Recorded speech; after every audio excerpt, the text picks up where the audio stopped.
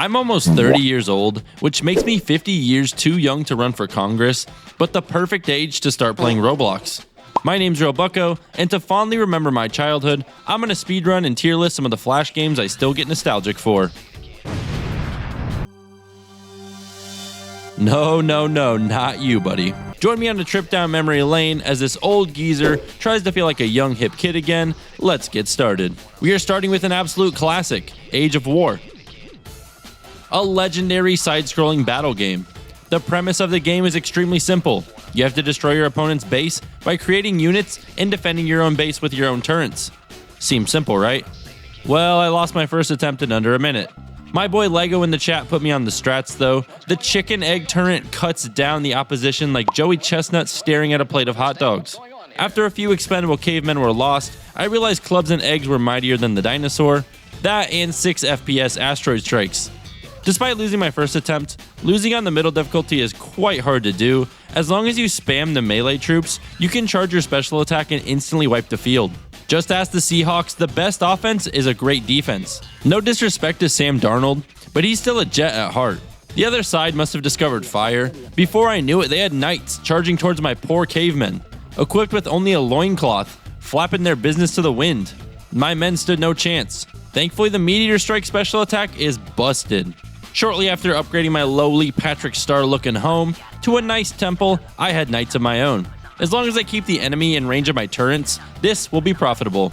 Once the enemy sends in a few mounted troops, I decide to rug pull them with a volley of arrows, which is the stage 2 special attack. With the profits we get from that, we got 2 AoE turrets that make the game AFK for a time. That is until my opponent decides to go from Pikachu to Raichu. I vastly underestimated the HP that these armorless Crusaders had. Thankfully, the arrow special is still busted. Stage 3 is a bit precarious though, as the special attack is entirely useless. You see, this special heals all of your troops, but in a game where only the front troop takes any damage, it's about as useful as an ashtray on a motorcycle. The best way to beat Stage 3 is to go to Stage 4 as soon as possible. I kept a steady flow of infantrymen going, and we got out of there as soon as we could. In the modern age, we were still using turrets that my great-great-grandfather had built, so upgrading was a must. I don't know about you, but I don't care how old the exploding pot launcher is, if you get hit by it, it's still gonna hurt. With 4 turrets, this game was about as active as Cookie Clicker. I can sit back and do something fun like file my taxes, while my turrets make me generational wealth. At the final stage of evolution, I was completely AFK. With multiple final evolution turrets, the enemy can't even make it out of their base before my turrets gun them down. We were blasting them so hard, pause. The FPS of my game slowed down to a crawl. My turrets had so much range that they were directly attacking the opponent's base. I don't think that's intentional, that a turret can hit the enemy's base, but I'll take it. Maybe you can win the game without actually using any troops. With one final push, we unceremoniously achieve victory. Really, it's very unceremonious. The screen just flashes instantly to victory once you win. Age of War is a pretty fun game, and there are 2 sequels that followed this one, with the most recent being Army of Ages. That one actually has some achievements. If this video gets 1K likes, maybe I'll do a 100% Army of Ages video. Age of War is the godfather of Flash games, and it is legendary. I'm gonna slot this bad boy in at A tier. It's a great game, but there's just not a whole lot to the game. If you're enjoying the video, please consider subscribing. It's the best way to stay up to date on my content, and number go up tickles my brain. My wife said if I get 10,000 subscribers, I can buy a super premium 151 Pokemon box. Please help me feed my gambling addiction. We also have a Discord and a tight-knit community if you need somewhere to call home. That link is below. The world's hardest game rivals Dark Souls and Hentai Aim Trainer in terms of difficulty. The premise of the game is simple. You're a red square, and you gotta make it from one green area to the next, while avoiding any blue circles. And you get to do this while a fun techno beat loops every 12 seconds. I'm actually the god of this game. They actually said that nobody could beat this game. I'm actually the god of this game. They said that nobody could beat this game. And then I can't. This game is actually really easy. Oh, let's go. What? Mujaro! The levels start difficult but manageable. I mean, it is the world's hardest game after all. Coins are introduced to add a new ripple into the gameplay loop, but for the most part, this is all you got. I was managing without too many failures, but then level 5 came along. There are plenty of safe tiles to traverse in this level, but when every other tile looks the exact same, my chimp brain was easily overwhelmed. Still, level 5 was no match for me. I've 100%ed Elden Ring. Do you think that Circle Square Simulator can hold me down? Level 9 is where I realized that I wasn't a gamer. This level is way too fast for my elderly reflexes, and brute force just doesn't work. I was starting to go insane.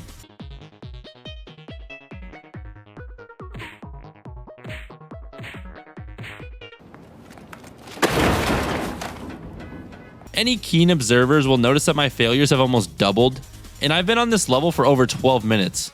Staring at the same screen with blue dots dancing around and the same 12-second music loop has driven me insane. I'm getting a headache worse than Cam Scataboo after he willingly headbutts brick walls for fun. At this point, I just wanted to beat this level before 100 total failures. After the most difficult 14 minutes of my life, I have finally completed level 9. I could have kept going, but the newly discovered voices in my head talked me into putting this game to rest. Hopefully for good. I don't know if I would say the world's hardest game is fun per se. If your idea of fun is getting repeatedly stepped on, then maybe this game's for you. And hey, I don't kink shame here. This is the Buckoverse, we do not kink shame. The world's hardest game gets a C tier ranking from me. Only play this one if you want to feel something other than constant numbness. Don't Shoot the Puppy is an incredibly simple game. Your objective, like the name of the game, is to not shoot this cute and innocent puppy with this 50 caliber puppy blaster. I don't know what in my brain caused this game to be stored in my long-term memory, but here we are. You might be wondering, how do you play the game? Well, explain it to them, Past Buck. Don't shoot the puppy. If you move your mouse, the puppy dies. That was a demonstration. This is the stupidest game ever. Even if the gun jams and you still have a living, breathing puppy, moving your mouse results in losing the game. I don't know why I remember this game fondly.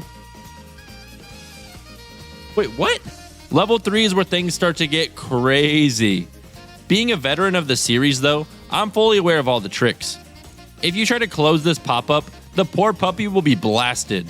Level 5 has us sending the puppy to eternal suffering, trapped inside a room with 6 vacuum cleaners all at once, the lowest circle of hell. Level 6 is where things got weird. Despite not moving my mouse even the slightest amount, I still lost the game. Puppy must have a master's degree in dilly-dallying because he is moving so slow on this level. Somehow I still lost though. I agonizingly grinded my way all the way back to level 6 and I got the same result again. I even looked up guides on how to beat level 6. Somehow there are multi-page guides on how to beat this game.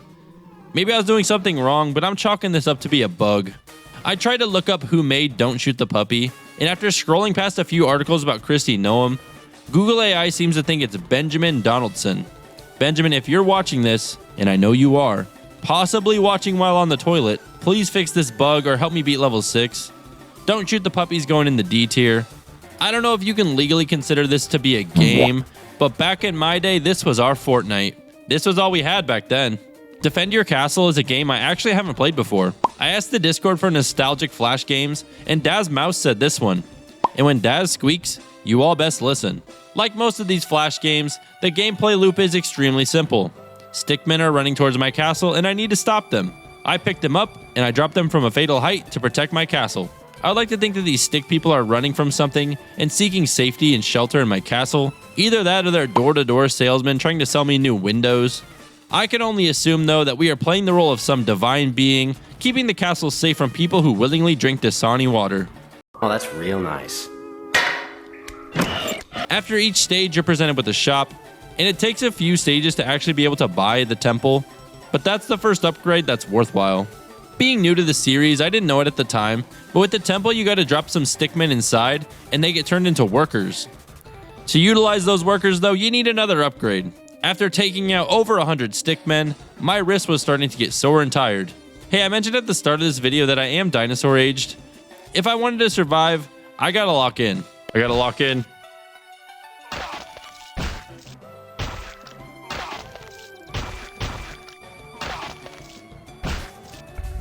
There's actually a link to click in the shop that says sore wrist. This would be extremely helpful, but the link leads to a long dead and forgotten webpage. It's a shame these devs can't maintain their resources with such an active player base. The wrist soreness was too much to overcome, and the stickmen were relentless. and I couldn't keep up. After 166 stickmen were defeated, I was overran. I gave it another shot this time, with a better understanding of how the temple works, and with a healthy workforce, I purchased the archery range. Now the archers are an absolute game changer. They randomly just take out stickmen who are charging towards the gate, reducing the amount I have to deal with, and more importantly, saving my wrists. After a very clean wave, we were poised to make a deep run, until all 10 of my archers quit. They mentioned something about workers' rights right before leaving me out to dry. With only one archer, I was doomed. I would like to say that he fought bravely, but the stickmen easily overwhelmed us. Either way, I set a new personal best, but from wrist pain and goo goo gaga archers, it's time to move on. Defend your castle was alright. I'm sure I would have beaten it if I didn't have the wrists of a 90-year-old man who's played 1,000 hours of Rainbow Six Siege. I'm gonna put defend your castle in the B tier. No, buddy. I already said no to this one. How many times do I have to teach you this lesson, old man? I'm not proud to admit, I've put multiple hours into the game Spank the Monkey.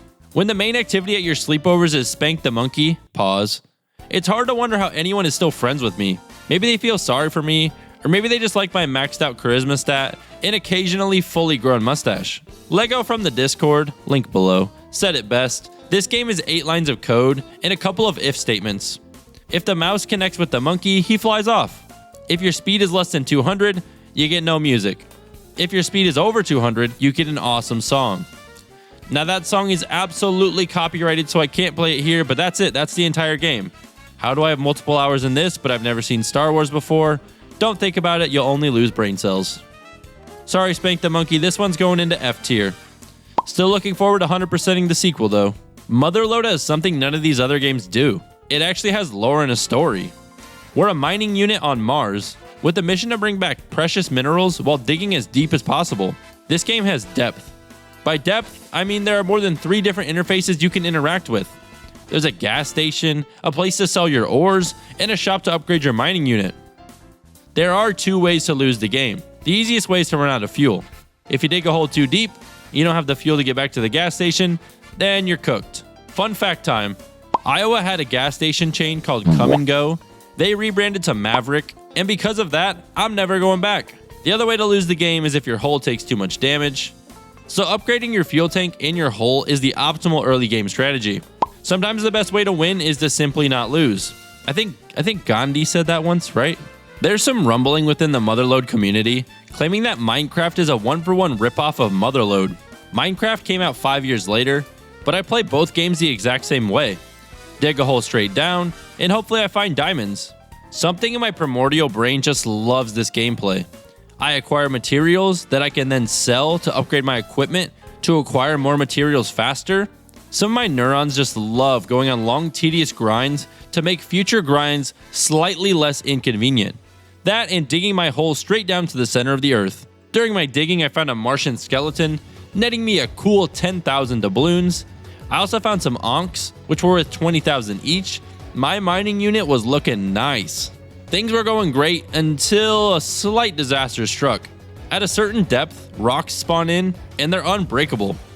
The dream of a perfectly straight hole to the center of the earth has been ruined. Things got even worse though when I received this transmission. Make sure to not neglect your radiator. Ran into a lava pocket a few moments ago. Okay. Upon finding my first pocket of lava, I had the bright idea to try to mine it. Maybe I'll take a little damage, but it's gotta be valuable. My mining rig was instantly destroyed, ending the run. I never claimed to be the sharpest crayon in the box. Losing this run was genuinely heartbreaking. I was having so much fun mining and upgrading my rig. Motherload is a fantastic game. Hard to believe a game like this was released in 2004. This game was far ahead of its time. It had captured a core part of that gameplay loop that makes some gigantic games like Minecraft and Terraria so fun. First S tier of the video, legendary game. Check it out if you have some time to kill. When you think of Flash games, a few come to mind. Age of War, Harold's Sticky Adventure, and Raft Wars. I am noticing a pattern here. We have yet another game with a little bit of story and lore. One day while digging on the beach, we found some gold and diamonds. News gets out about our discovery, and other hooligans want our newfound wealth. It's up to my brother and I to defend our treasures by shooting tennis balls and nuclear warheads at our enemies. Raft Wars gameplay is incredibly complex, requiring multiple degrees in physics to fully understand it.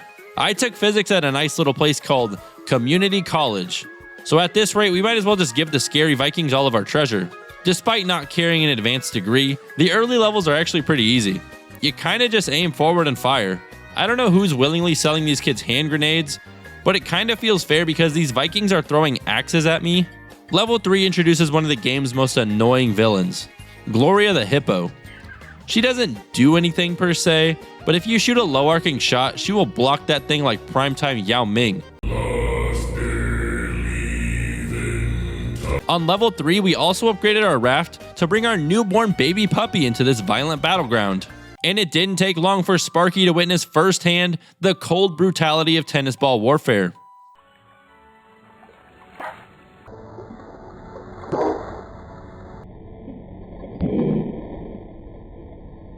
I'll never forgive the Ginger Kids for what they did to my boy Sparky. For the most part, things were smooth sailing. Oh, brother! This is until a band of thugs capture a mom and dad. On my first attempt, I unleashed my arsenal of rockets. Little did I know, the enemy team was also packing their own insta-kill rocket launchers. And they would not miss. I didn't know I was up against the Splash Bros of Raft Warfare. Oh, bro! Another small yet annoying caveat to Raft Wars is that if you lose, you are not refunded any of your supplies. So here I was, fighting a 3v4 with tennis balls, while these goobers had COD 4 RPGs. Combo this with me being particularly bad at calculating angles, and we got a real challenge here. After 17 minutes of repeatedly losing the last level of a game that a newborn fetus could beat, I had to strategize. I found the perfect pixels to align my mouse with, making each shot as optimal as possible, and praying that the enemy missed a few shots. With each team down to its last combatant, I had to hit this final shot to claim eternal Flash game glory. Okay, if he misses, I should win. If he misses, I should win.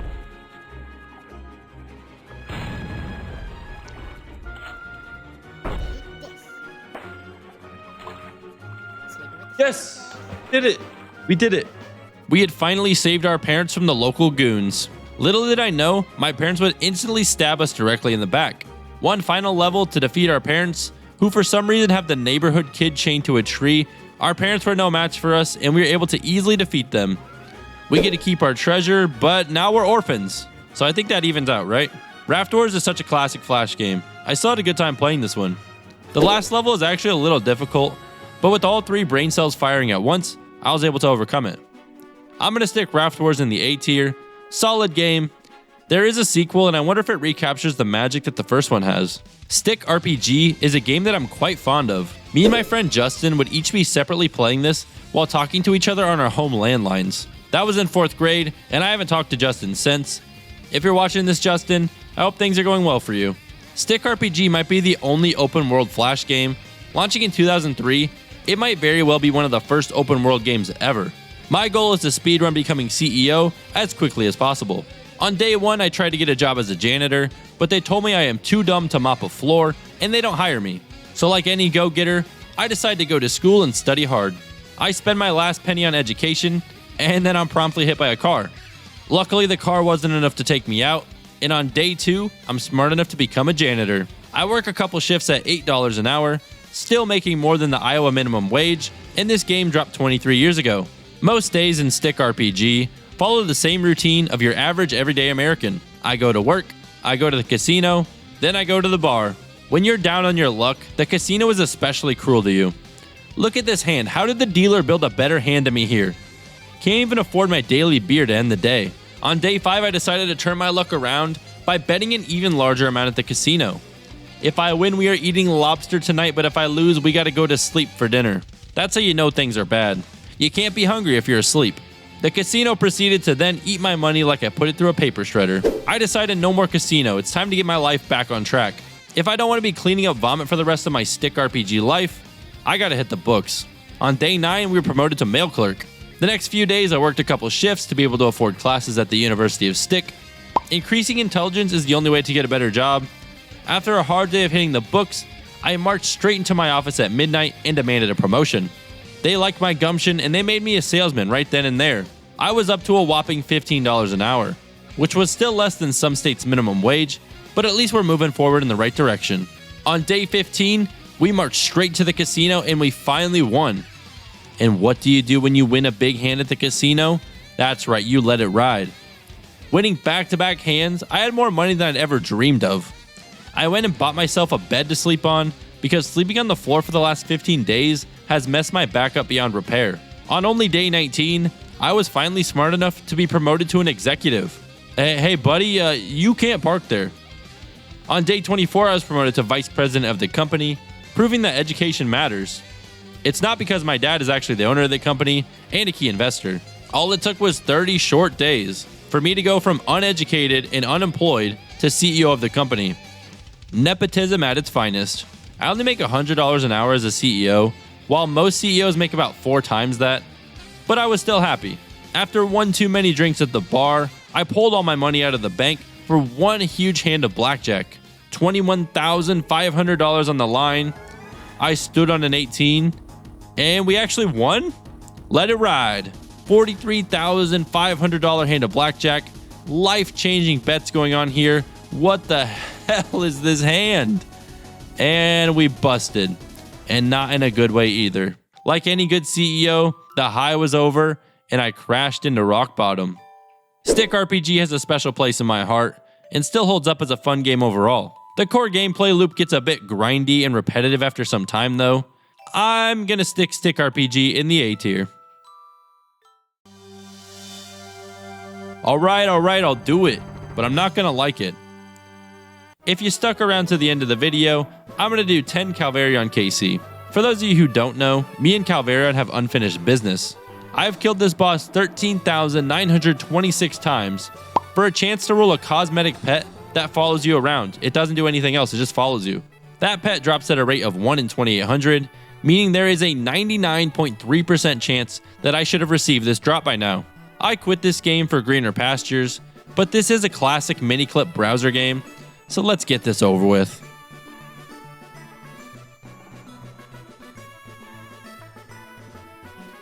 Nope.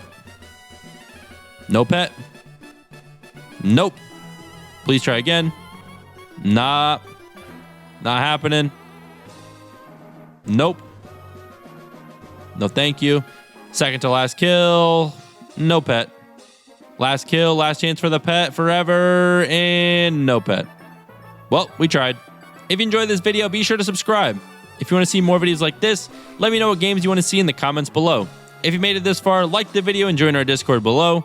I'll see you in the next one.